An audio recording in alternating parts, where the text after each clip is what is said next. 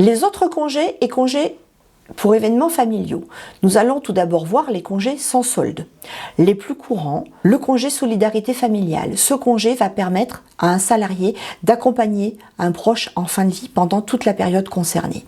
Il n'est pas rémunéré, mais par contre, il peut faire l'objet d'un complément par la CAF. Deuxième congé, le congé présence parentale. Ce congé va permettre à un parent, homme ou femme, de pouvoir accompagner son enfant pendant une période de maladie grave. De même, il n'est pas rémunéré, mais il peut être compensé par la CAF. Et enfin, peut-être le plus connu, le congé sabbatique qui peut permettre à tout salarié de prendre une durée jusqu'à 11 mois pour faire ce dont il a envie. Ce congé, bien évidemment, n'est pas rémunéré. Les congés rémunérés.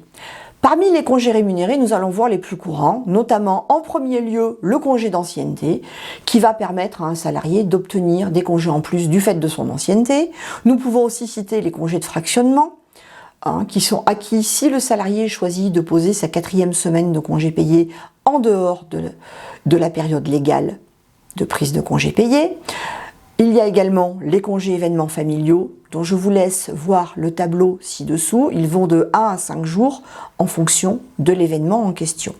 À noter quand même qu'en cas de décès de l'enfant, le congé peut être porté à 7 jours dans 3 cas bien distincts, si l'enfant a moins de 25 ans, si l'enfant est lui-même parent, ou encore si ce n'est pas un enfant mais une personne qui est totalement à charge du salarié. Sur le bulletin de paye, nous allons maintenant voir comment ces congés apparaissent sur le bulletin de paye.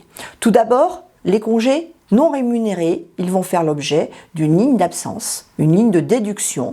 Comme nous l'avons vu précédemment, la seule et unique méthode à retenir, c'est la méthode des heures réelles.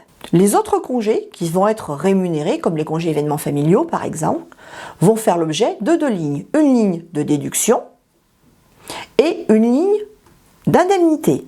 Généralement, ils sont payés en ouvrés. Le calcul s'est fait en ouvré et on aura toujours l'équation suivante, montant absence égale montant indemnité. Et enfin, pour finir, les RTT. Les RTT sont généralement calculés en ouvré, sauf pour les entreprises qui travaillent 6 jours par semaine et qui ont choisi de le faire en ouvrable.